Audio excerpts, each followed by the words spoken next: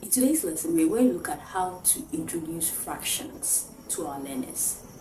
So the simplest breakdown I can recommend for you is to probably get an orange or anything you think, any item you think you can divide into equal halves. That's okay. Now, having gotten this item, when you get into the classroom, you can put a scenario like this. Your mother went to the market and bought an orange. Now, she came home and divided this orange into 4 equal parts. We are explaining fraction to the students, so listen good. She divided the orange into 4 equal parts. Let's assume this is our orange. This is the orange. And then she divided this orange into 4 equal parts. Or she divided it into 2 equal halves. Now, at first the orange used to be a whole, and then she divided it into 2 equal halves and gave you 1. What is the total fraction of the orange she divided? 2. The total fraction is what? 2. And the fact that she has given you 1 means now we have 1 out of 2. Okay, we have 1 out of 2. So when we say fraction, it simply means taking a part of something out of the whole. Taking a part of something out of the whole. This was the orange she bought. She divided it into 4 equal parts, and then she gave 2 to you as her daughter or a son. So now, since she divided this orange into 4 equal parts and gave you 2, that is going to be 2 out of 4. Assuming she gives you 3, it's going to be 3 out of 4. If she gives you all the 4 equal parts, it's going to be 4 out of 4.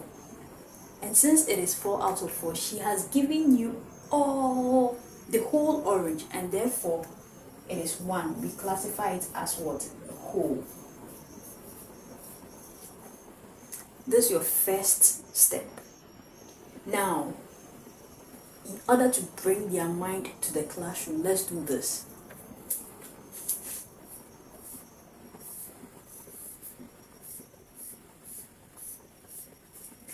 This is a rectangle, and I divided this rectangle into 1, 2, 3, 4, 5, 6.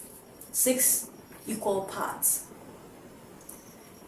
Let's say I decide to give 1 part to a particular student. So the part that I would like to give to the student, I'm going to shade that area. So at this point, we've given this part that we've shaded to a particular student. Therefore, the fraction out of this rectangle is 1 out of 6. Assuming we shade 3, the fraction will be what? 3 out of 6. As simple as that. Now, you can give similar examples. Let's look at this.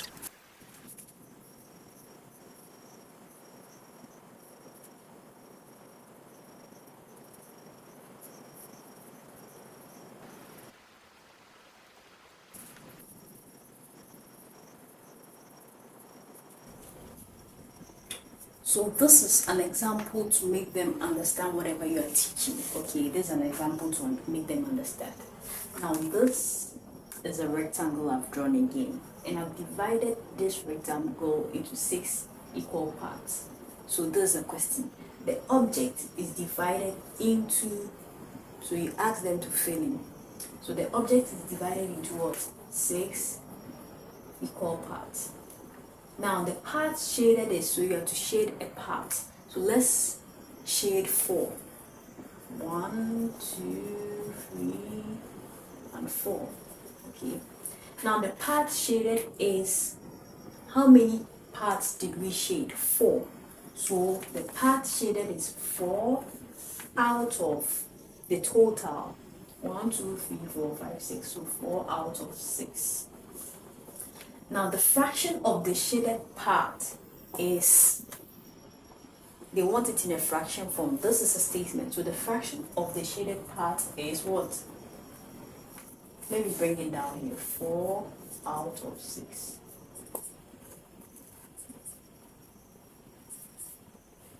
Now once you try this with them and they understand it, you're good to go, because at this point they are getting the concept. So from here you can move on to the types of fraction. Now with the types of fraction, we have the proper, improper, and mixed fraction. Mostly it's good for you to start with the ones they understand before you move on to higher ones. Okay, so this is what we are going to start off with. The proper fraction, when you say something is proper, it is accurate. Now they understand fractions, so you let them know that the number that is always at the top is what we call the numerator. So at this point, anytime they see a fraction, the number at the top is called the numerator. The number down is called the denominator. Now we're going to look at proper fractions. So when we say something is proper, it means that it is accurate, okay? It's correct. So with a proper fraction, you let them understand that at all times, the numerator is smaller and then the denominator is bigger.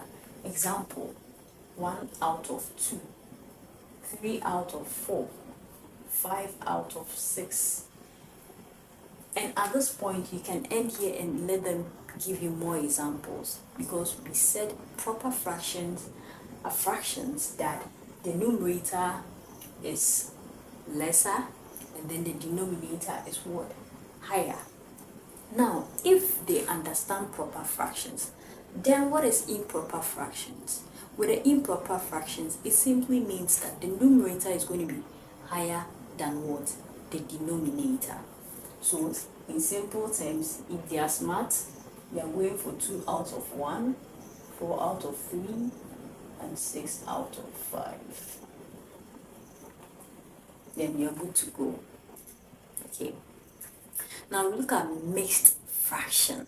That's where the problem lies when you're trying to explain mixed fraction to them. So when we beginning the lesson, we said that a fraction is when we take out a part of something out of what? A whole. So we know that a whole is what? A whole number. So for example, if I write 4, 4 is a whole number. But then it says mixed fraction. So with a mixed fraction, you need a fraction to be attached to your whole number. Okay, you need a fraction to be attached to your whole number. So this is 4 whole number. Let's go for any fraction. So you can ask them to give you any fraction at all. 4 whole number, 4 out of 6, and this one we call mixed fraction. So with a mixed fraction, at all times there should be a whole number and then a fraction attached. A whole number and a fraction attached. So let's go for more examples. 5 whole number, 1 out of 2. 7 whole number, 3 out of 5. Now at this point, if they're able to give you these examples, this is where you proceed. You are going deeper. So at this point, you can then decide to change improper fractions to mixed fractions, or teach them descending order of fractions or ascending order fractions. But then let's look at changing improper fractions to mixed fractions.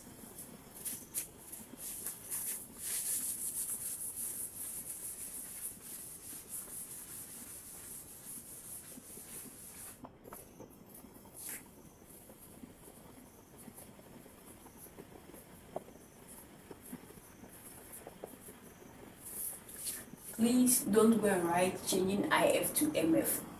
I'm doing this for the purposes of this video.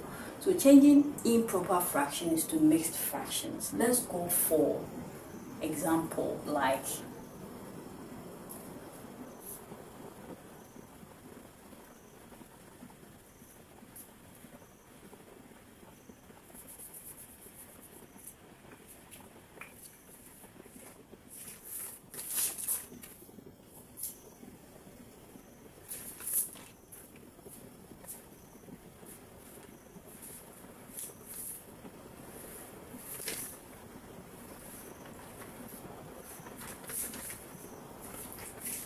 so let's go for an example like 11 out of 4. When you want to change 11 out of 4 to a mixed fraction, first of all, you can ask them to give you example of improper fraction. We already said that improper fraction, the number is going to be, the numerator is going to be higher than the denominator. Another example is you can ask, you can use an elephant and an ant. Should the elephant sit on the ant? That's going to be an improper fraction. Okay, so that's going to be a simple. Or let's say a fat person sitting on a smallish person. That's an improper fraction. So we're going to change this improper fraction to a mixed fraction, and this is the simplest way for your students to understand changing improper fraction to mixed fraction. So the first step for you to do is to always let them know to bring the denominator, whether they like it or not. They should bring the denominator down here. Okay, having brought this denominator, they should find a number that when they multiply that number by 4, it will get closer to the numerator.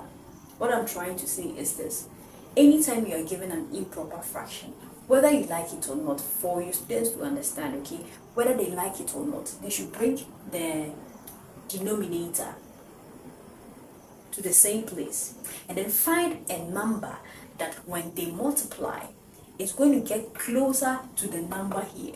So what number do you think when we multiply by 4, it will get closer to 11? 4 1, 4. 4 2, 8. 4 3, 12. 4 3 is 12 and it's higher than even the number we are looking for here.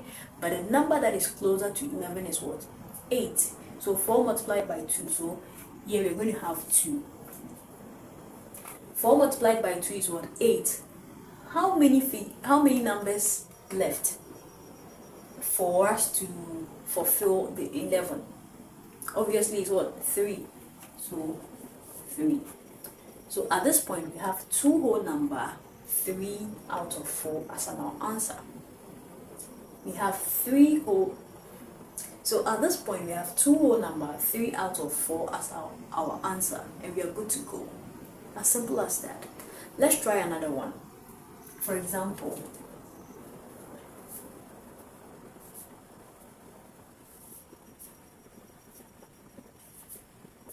(59) out of 7.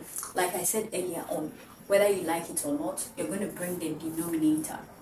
Now, 7 by what number is going to give you a close mark to 59? So I know for sure 7 by 7 is 49. 7 8, 56. Okay, 7 9, 63. So I know 7 9 is going to exceed the number we want here. So I'm going for 7 8, 56. Then I bring my 8 here. How many numbers or how many digits are left to complete the 59? 56, 57, 57, 58, 59. 3 numbers. So whether you like it or not, you're going to bring 3. Therefore, our mixed fraction is 8 whole number, 3 out of 7. So it's as simple as that. And as time moves on, we move to the next stage, which is expanding what? Expanding of mixed fractions, where they are to multiply the denominator by the whole number and then add to the numerator. So yes, basically this is part 1 of our fraction lessons. If this video was useful, please do also hit the plus button, like this video, comment below if you have questions, and you can save this for future use. My name has always been Lottie. Thank you very much. Stay tuned and stay connected. Peace out.